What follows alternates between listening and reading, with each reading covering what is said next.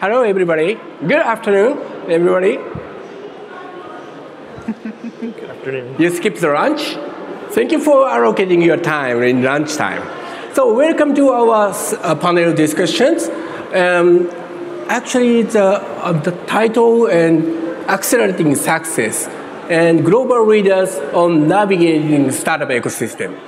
I am Noriya Tarutani. Please call me Nori, Deputy Director General of Japan External Trade Organization and Head of JETRO Startups, and one of the biggest ecosystem building player in Japan, I believe.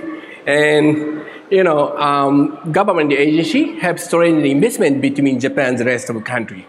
So thank you for joining us today. In these sessions, we will explore the operation of global accelerators, essentially in driving the success of startups worldwide. And we're gonna get insight and significance from three distinct panelists. We will have three amazing panelists today, including Alchemist and Texters and 500 Global. And three experts for this will share their experience, opportunity, and challenges, and evolution of startup incubations. So before we proceed, let me provide some context for my role as a moderator today. Actually, JETRO helps 700 startups to go global. And we have a lot of service program. But in particular, we focus on mentoring to validate the product market fit, and warm introduction to potential investors, such as angel investors and venture capital or corporate venture capital, and also introduction to potential customers to generate sustainable revenue in the overseas market. So within those services, we consider accelerator program will be highly effective. So that's why we have conducting this acceleration program from 2013, it's very early. And in 2019 or 2020, when I was in San Francisco Bay Area, I led the expansion of those acceleration programs and have formed a formal relationship with premier accelerators like Alchemist or Texters or 500 Global and Berkeley Skylake and CIC, Blue Startups or Draper University. And since the established Y Combinator in actually 2005, I believe. Yeah. 2005. Yeah. And there are a lot of acceleration programs operating worldwide. And in Japan, if you see the acceleration program in Japan, operated by corporate and university, sometimes venture capital, without taking any equity or without taking any tuition fee. But their three acceleration programs are different. They have the investment function, and they are actively investing a lot of startups worldwide. So you can see those accelerators' uniqueness. So Alchemist is world's most famous B2B accelerators.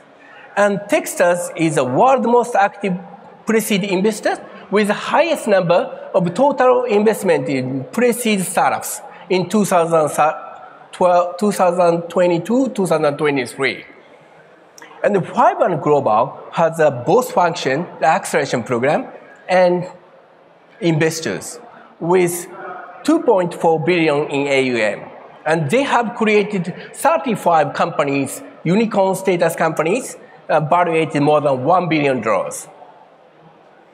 And in 2024, luckily, we are happy to announce this new initiative, right? And in cooperation with the Tokyo Metropolitan Government, we have introduced three new initiatives. One is Alchemist, well set the operation in Japan. Congratulations. Thank you. Arigatou gozaimasu. And you're going to start those programs from September. Yes. And also, Texas had just announced the first program in Tokyo. And they're going to start a program from this August. Looking forward to seeing your program. And Vibrant Global, not only actually we support, of course, the Japanese startup, but we also support the Japanese venture capital. So we did an education program for Japanese venture capital, VC Unlocked Tokyo, in this actually March. And that was the first program for VC, Japanese venture capital. So we do those kind of initiatives, and we will dive into those programs more detail through our panel discussion. So let's go to the main topics, and let me introduce those three distinguished panelists today. And first, let me introduce Ravi Belani, Managing Director and CEO of Alchemist Accelerators. And he's also very, very famous lecturer at Stanford University. Have you ever watched his YouTube with Sam Altman, the OpenAI? Oh, everybody watching. And, it was fantastic. If you didn't watch yet, so you should watch this.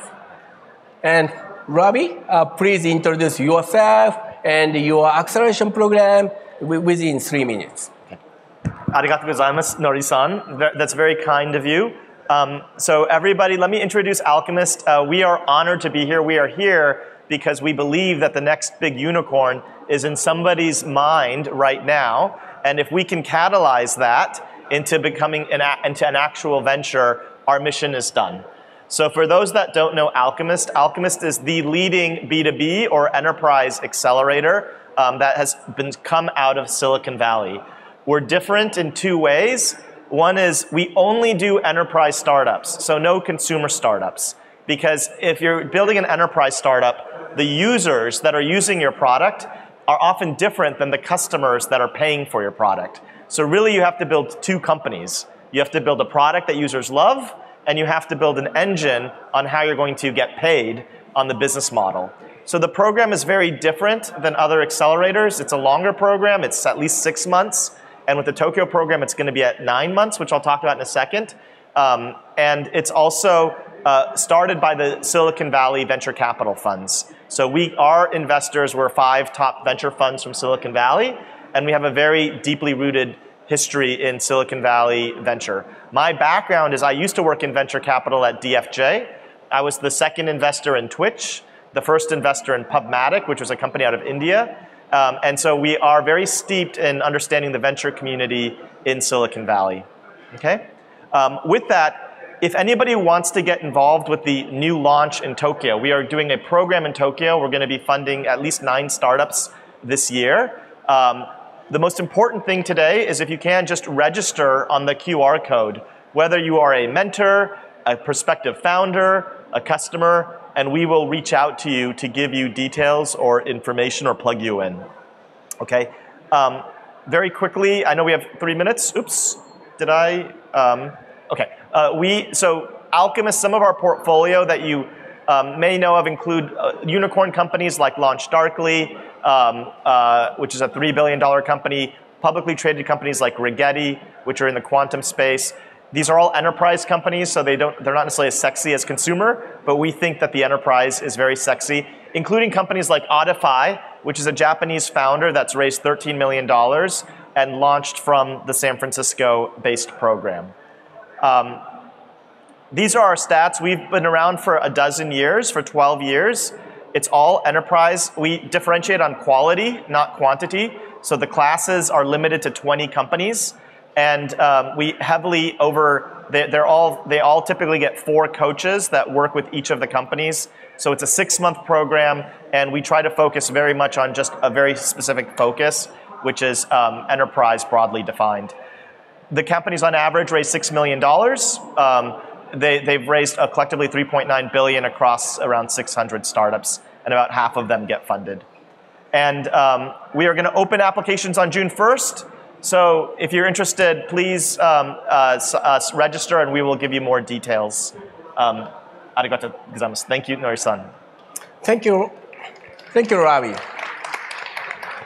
So next we will have Kirstin Hunter, Techstars North South Wales Managing Directors. And Techstars has just launched operations in Australia and in 2023, I believe, right? And Kirstin, the floor is yours for your introduction and presentation. Thank you. So my name is Kirstin Hunter. I am the Managing Director of the Techstars program in Sydney, Australia. I wish I could be the Managing Director of the program in Tokyo, but unfortunately not.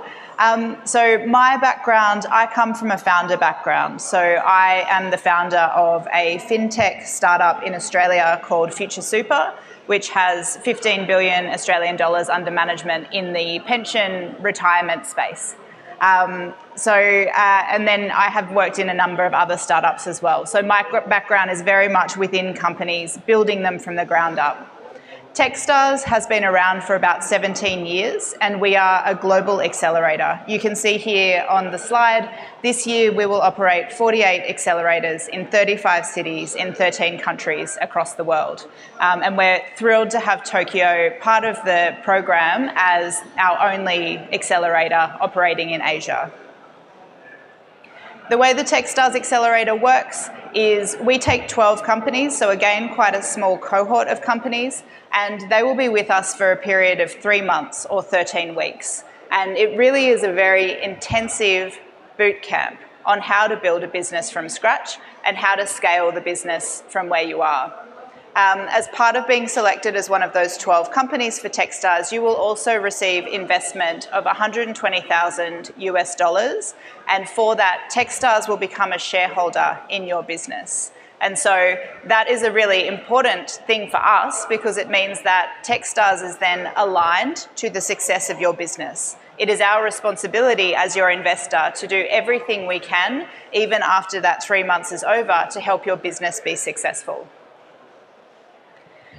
There are a lot of numbers when you're talking about business building and investing, and here are some of the numbers that tell the story of Techstars. So I mentioned already the size of the footprint across the world with 48 active accelerators. And because Techstars has been going for 17 years, at the moment we have 4,197 graduate companies. So 4,197 companies that have been through the Techstars Accelerator that Techstars has invested into. Those companies have a cumulative market cap of 112 billion US dollars. And as part of this community as well, we have 4,392 active mentors. And so that's the size of the network that you are joining as a Techstars founder. You become a member of that mentor founder community for the life of your startup, and beyond, you continue to be a Techstars founder. So it's a really incredible network to be part of, a global network that spans across industries and types of technology. The program in Tokyo is an industry agnostic program, which means we will be accepting founders from any industry background and any type of technology. Thank you, Kirstin. Finally, we have Saemin, partner at 500 Global, Southeast Asia. He has a different role compared with the two panelists. He is involved in later stage investment at 500 Global. Saemin, could you introduce yourself and your role at 500 Global? Sure. Hi, it's very good to be here. My name is Saemin. I joined 500 at the beginning of 2023. Before that, I actually had the pleasure of working in Rakuten for about 10 years. I founded and I started Rakuten's corporate venture capital arm and invested in companies like Carousel, Goto, Lyft, and Careem. Had a lot of fun there, and now saw a lot of opportunity to actually do later stage investing in Southeast Asia and in some parts North Asia. So if you look at 500 Global, there's a lot of numbers. But what's really cool about the company is that it's been around for almost 14 years. Doing seed and early stage and accelerator investment for 14 years, it is not easy, and it's a really interesting secret sauce that the company has built out to be able to institutionalize the platform, to be robust, to be active in 80 countries, and to actually have 35 live funds running anytime in any year. So if I speak to you guys 5 years later, we will still have 35 funds running and actually deploying into ambitious startups and founders. And when I talked about this institutionalized part, I think that's really important because every venture capital firm as an investment vehicle, we really kind of evolve. We want to do different countries. We want to do different modules. For 500, it's really been important to find out a way to comparably support the full life cycle of companies we invest in and we entrust in. So in some countries, we'll have a later stage vehicle for Series A, B. In Southeast Asia, where I'm located at, we actually invest in the Series C and above, the growth equity stage of the startup, where our interaction dynamics are very, very different. We act much more proactively with the company, more like an activist investor than a traditional venture capital passive investor. And I guess that's the whole thing, right? Why does 500 have such a larger footprint? And of course, this footprint has increased over time, over the past 14 years. Well, it's because the world is becoming very, very small, right? I can hop over to Abu Dhabi in 7 to 8 hours. I can be in the US in 14 to 18 hours. And because of that, 500 has a massive, massive footprint. We've been working with the Saudi government for the past, I want to say, 10 years. We've been very, very active in MENA, in places like Georgia, South Korea, all over the place. And because of that, I think we have a really great asymmetrical advantage to deliver insights, context, and guidance to the companies we work with. So great to be here. Thank you very much. Thank you, Saemin. By the way, everybody says still 500 startups, no 500 global. Yeah. So you should aware of, they changed the name, they rebranded the name. So we're going to talk about in the panel discussion why you changed the name. We really need to spend more money on marketing, like maybe get a really famous Japanese actor to help us out because yes, a lot of people name us as startups, 500 startups. Right. So we would like to dive into the main discussions. First off, I would like to ask you about very general or basic questions. As I mentioned earlier, there are more than 4,000 accelerators operating worldwide. And I don't know how many in Japan, but there are a lot of accelerators operated by corporate or venture capital or university or government agency without taking any equity or taking any tuition fee. And the common question I receive or Jetro receives is, what brings your accelerator so distinctly? What is your uniqueness of the 500 Global and Techstars and the Alchemist? And what kind of additional service you can add compared with local accelerators in Japan? Can you start, Kirstin? Sure. So I think for Techstars, as I mentioned, we have a global footprint. We have a number of accelerators operating, and our model is to find founders where they're found. So we set up these small localized accelerators within a particular ecosystem and embed ourselves there to build up the whole ecosystem around us. That means that by being a part of the Techstars Accelerator, you get a very strong network of mentors, investors, operators, supporters within Tokyo, but you also get access to that global network as well of almost 4,500 active mentors, 4,000 graduate companies. And so you kind of get the best of both worlds, where you get the localized model and the global network to support you as well. And for me, I think what that really brings to founders is any kind of challenge that you're facing, whether that's something within your local market, whether that's something to do with how you expand overseas, or whether it's a question to do with the industry that you're operating in or a challenge within that industry, there will be someone within the Techstars network who, if they haven't been through that specific problem before themselves, they will know someone who has. And so you have that ability to reach out and get support for any problem, no matter what it might be. Thank you. Thank you, Kirstin. How about yourself? So at Alchemist, we focus on quality in the sense that we think there's a real power law with startups. So very few companies are actually going to become truly meaningful. And so we actually have one program. So even in the Tokyo program, you have to pass the Silicon Valley bar. And if you're admitted into Tokyo, you actually get admitted into the San Francisco program, but you start in Tokyo. So you start in Tokyo for 3 months. but then you have 6 months in San Francisco. And all the companies actually are part of the same global program, and it is very San Francisco-centric because our thesis and our differentiation is that you need to, the admit rate right now is less than 3%. It's very difficult to get in because, unfortunately, very few companies will actually become truly, truly meaningful. So that's our bet, is that we go for a smaller subset. It's very Silicon Valley focused, but then those companies we find tend to take off. Yeah. Great.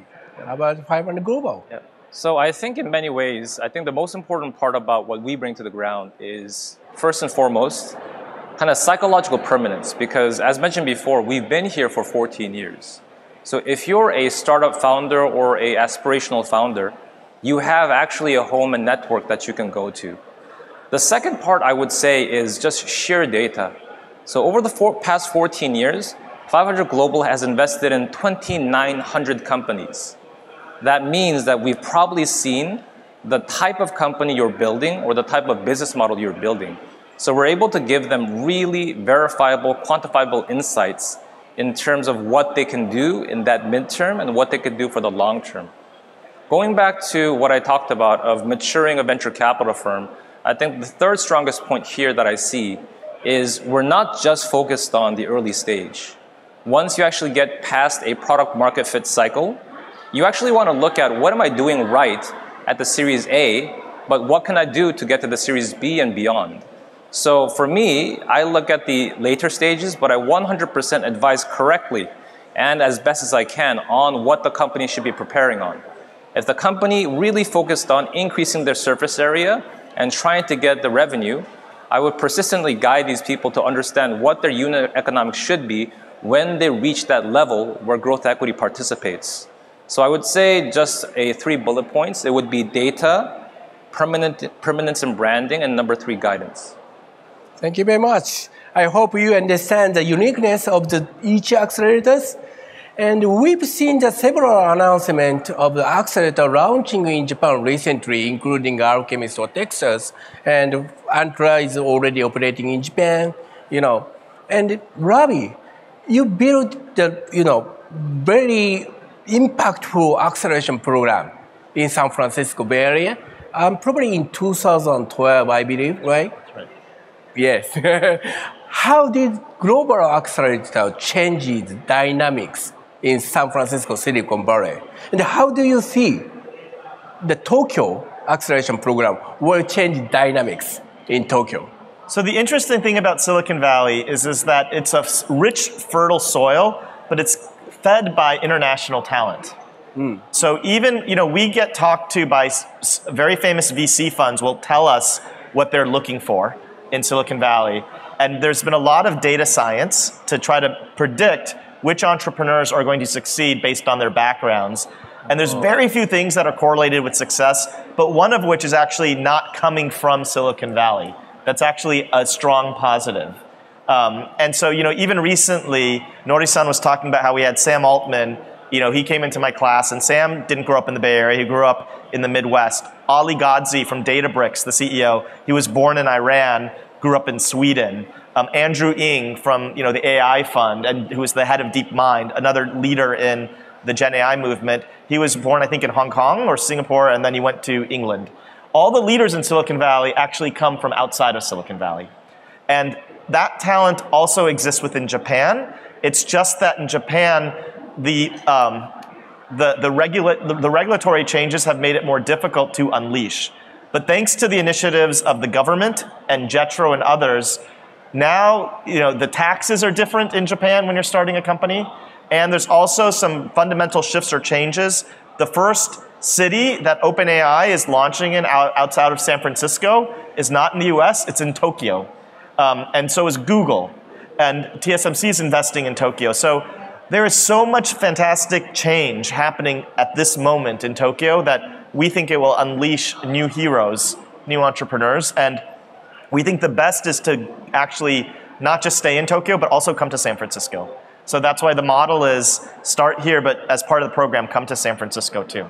Yes. All right. And actually, I heard that you invest in a lot of founders, allocating your time, right? Resource or energy. why did you invest in those your resource to founders? Oh, it is such an honor to invest in founders. So I think all of us will tell us that the joy of our jobs is working with the founders. The founders give us energy because I truly believe that the world changes through founders. Founders are heroes in Alchemist, and it is the greatest joy to help you sort of go and change the world.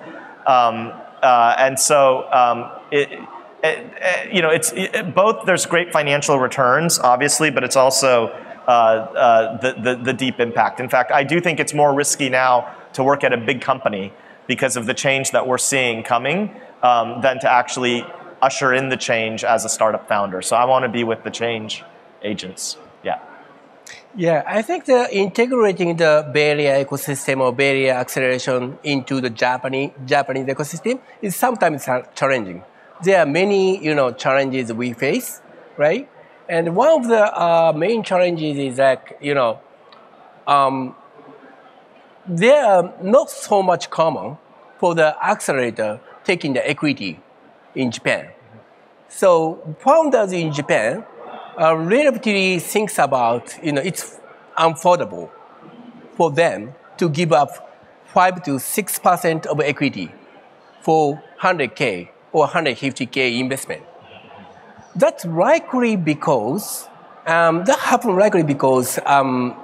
they don't understand the value-added service beyond the investment amount. So we have to, pitch to all founders in Japan. How do you think about this in the casting? Yeah, so I think the use of equity, not just in terms of offering or investors and accelerators taking equity, but founders offering equity to founding team members, staff members, is something that's much more common in other markets than it is here. And so for those of you who are thinking about building a global business, it is something to think about, is how your perceptions of what a normal approach to using your equity, how they differ from the practice overseas. And I think the idea of an accelerator becoming a shareholder in your business, I would encourage founders to think about it not as the cost of providing that equity and the cost of paying that accelerator for the program in terms of equity, but think about it instead from the perspective of the benefit that you now have of having this accelerator as a shareholder in your business. When we're talking to founders in the Australian program, we actually encourage them to think about becoming a part of the Techstars global network as almost bringing Techstars on as another co-founder in your business. That's the way I think about it with the founders that I work with, where it is my job to do everything I can within my power and within my network to help those founders be successful. And so if you have a global network that takes that attitude to the success of your business on your cap table, that can be a huge advantage to you in building a generational company that makes a real difference in the world. Thank you, Kirstin. Yeah. Saemin, with your experience as a later stage investors at Rakuten Ventures and your role at 500 Global, you want to see Techstars on the Alchemist in the cap table of the startups? 100%. And this is the thing. Let me just go back to Kirstin's comment. I think when a founder says, "Oh my God, I don't want to give up 5% for 150K, 200K of liquidity," I think that's a rather passive approach to how you want to think about building your company. I would really encourage companies and founders to think about themselves as investors themselves. You're investing your equity into that accelerator, early stage seed platform, or actually investment firm. And you want to really do your due diligence to figure out if these companies, if these investment firms can give you the kind of right advice to actually scale and be successful in terms of where you want to go. And going back to the original the question about what the experience of Rakuten Ventures and also late stage investments are, the concerns are not that much more different, specifically because if you look at the ecosystem of even mid-stage to later stage investments, they're very similar characters. You still get the mid-stage Series B companies investing into Series C and D companies. And because of that, indeed, whether you're in the US, whether you're in Southeast Asia, the founders need a lot more education and also a lot more trust that needs to be built up to actually get over that pipeline, right? So like we talked about this very briefly in the waiting room, but there's a very strong case for companies that are of size and maturity to use debt and credit facilities very, very productively. That is one of the best ways of developing a non-dilutive function to actually push your company forward. So that education, that empathy transaction is very, very important. Thank you very much. Is there anything you want to add? So I just want to re-echo. I think that the cynicism of giving up your equity is a good thing. Your equity is very, very valuable, and you should hold that very protectively. The best thing, and I will also, I think everything that Kirstin has said, and also everything that Saemin is it Saemin? Saemin, yeah. Saemin has said is also, I would re-echo. But what I would tell you is that when you're taking in money either from an investor that's going to dilute you or an accelerator, talk to the founders that have taken money from that investor or gone through that accelerator. They'll be honest with you, and they'll tell you about the value that they got. The key thing is the mindset shift is that you have to be satisfied with growing your pie bigger. Even though your slice of the pie gets smaller, your overall wealth increases versus trying to have a really big piece of a very small pie. So that mentality shift sort of has to happen. And if you think about the future and the vision of what things become, it makes complete sense to align with partners that will drive that value. Right. Yeah. And do you think what is the biggest challenges for the startup to go global? It's another general question. So, the first thing is that nothing matters until you get to product market fit, whether you're going global or local. Right. Okay, so that is just categorically the biggest issue. The other issue is just literally, if you're going after the US market, it's just deciding how you're going to get access to the customer feedback from different parts of the world. And thinking about that strategically up front, because the danger here is it's really seductive is to focus on either building your product or local customers. And even if you get that traction, by the time that you've gotten to a certain point, the bigger markets like the United States and others will have already funded a competitor, and it'll be almost too late to catch up. So the key thing is very early on, getting to product market fit and just deciding how you're going to get that discovery done, just mechanically with the hours in the day and the process by which you're going to get in front of customers. Yeah, I've seen the many Japanese startups, to find a product market fit only in Japanese market. Yeah. And if they want to go to the overseas, like for US or for Europe or for Asian market, they have to, do from scratch to find the product market fit. That's, challenging, right? It takes a lot of time for startup to change all, product, right? All service. And they got success in Japan. So that's why they cannot change their strategy.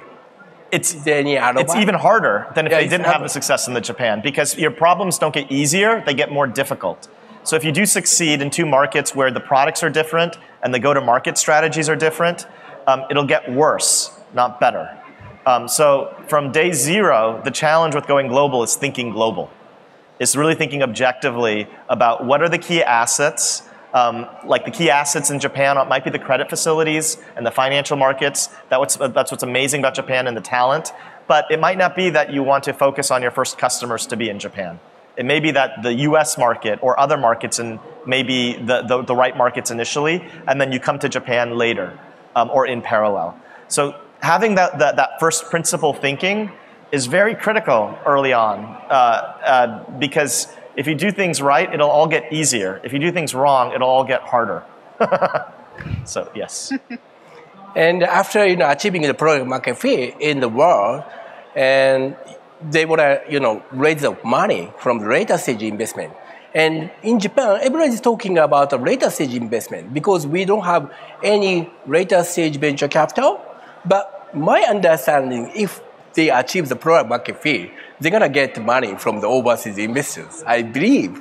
But I couldn't see those happens in Japan. So what is the advice, Saemin, for you to founders who want to seek for the later stage investment? usually they're gonna go for, after Series B beyond. Yeah. But I mean, I think that's one of the key questions, right? And in many ways, it's a lot more philosophical than it is a quantifiable question. Because Ravi mentioned this, and he's very right about this.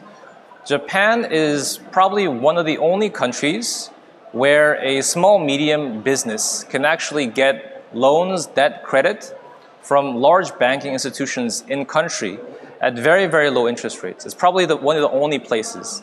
I'm one of the biggest benefactors of that because when I actually ran Rakuten Ventures, I invested in companies like B-Dash, Okan, Base Foods, and they freely utilized these banking facilities and became very, very big. And of course, it benefited us when these companies went public because we just got more share of the pie.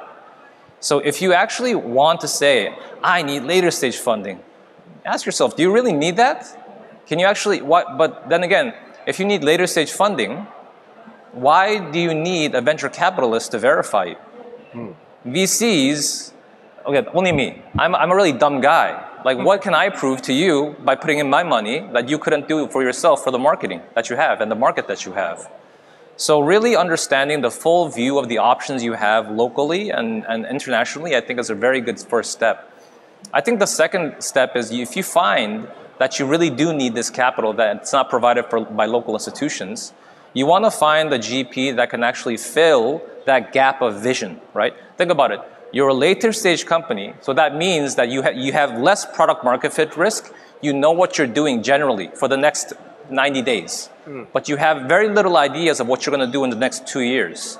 So you want to find a GP, a firm, that'll help you build that timeline, that'll help you build what you're going to do for the next 48 months to actually make this productive. Because every single capital that goes into you at that point, it should be clinical. I know what I'm going to do with this $1 million. I know what I'm going to do with this $10 million. If you don't have that plan, then there is no productivity or no positive effects gained from this process. thank you very much. It's interesting that 500 Global, created the later stage fund. It's very common for the later stage investors seek engagement in the early startups for the future deal flow, but it's not common for the accelerator to create a later fund for the future investment. Yeah. Why you created those funds, or what is the benefit for the accelerator to create your own funds on the later stage? I think that's a fantastic question.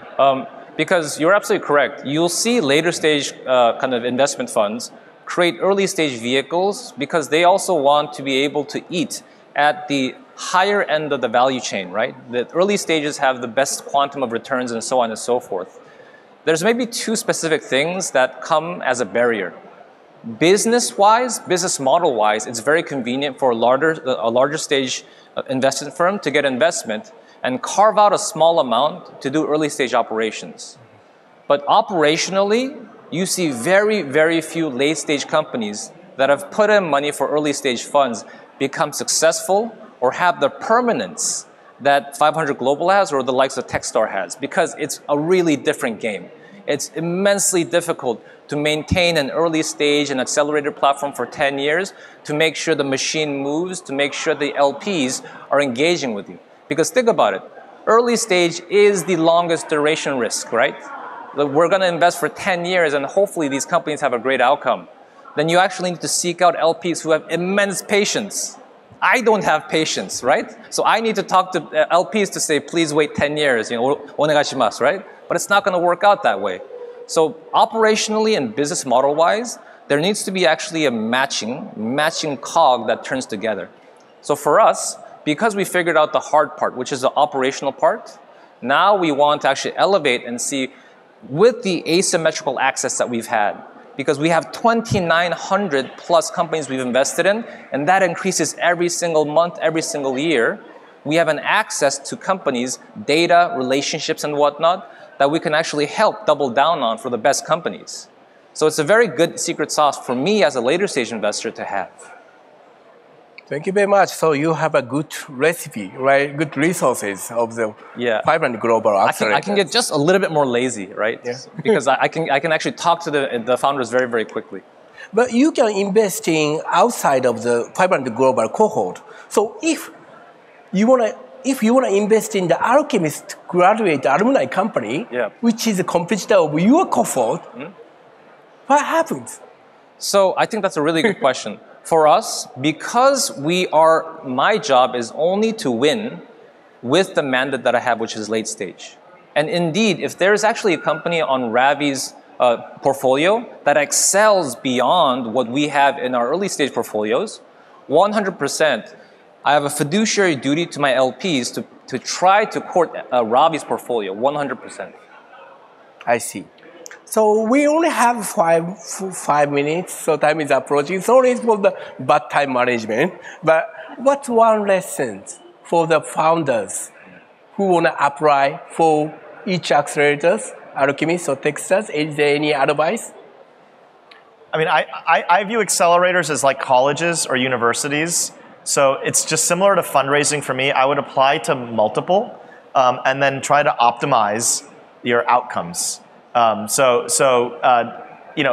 to, because you don't know where you're going to get in. The admit rates for Techstars, the admit rates for Alchemist are intimidatingly low.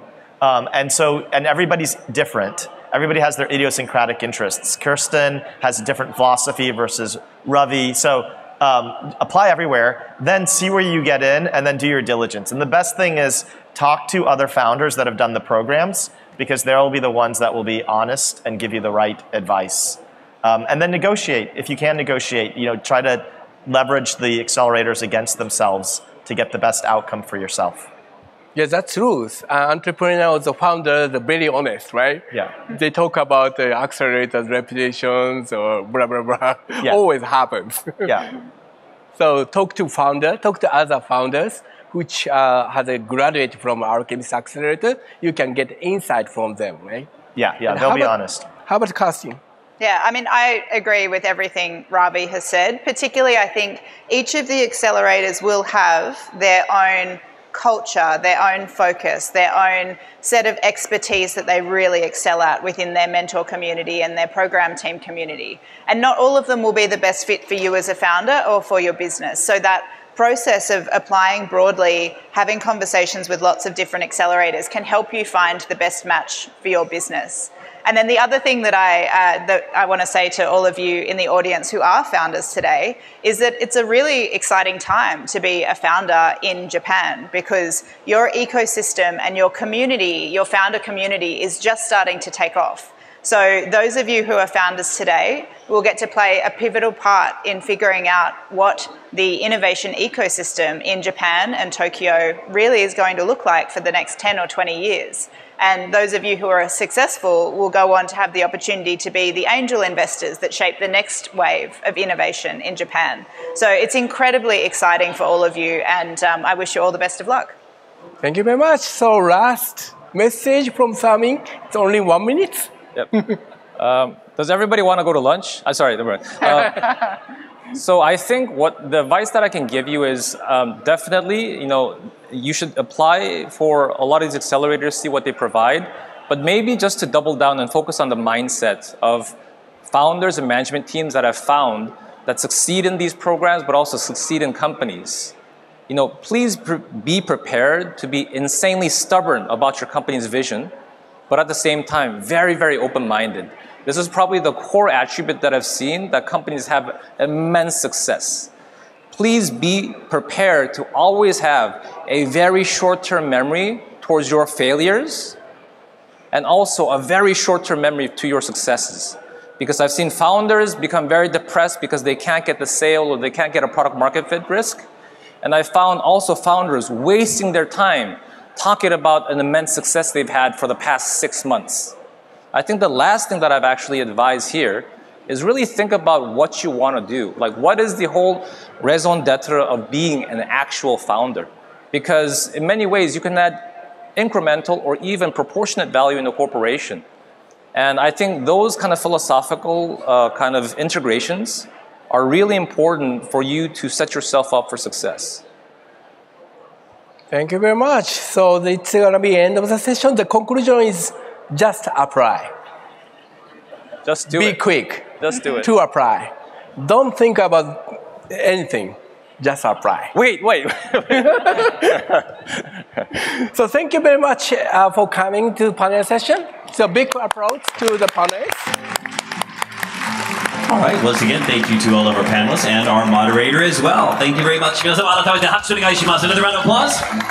Please, if you would, exit the stage.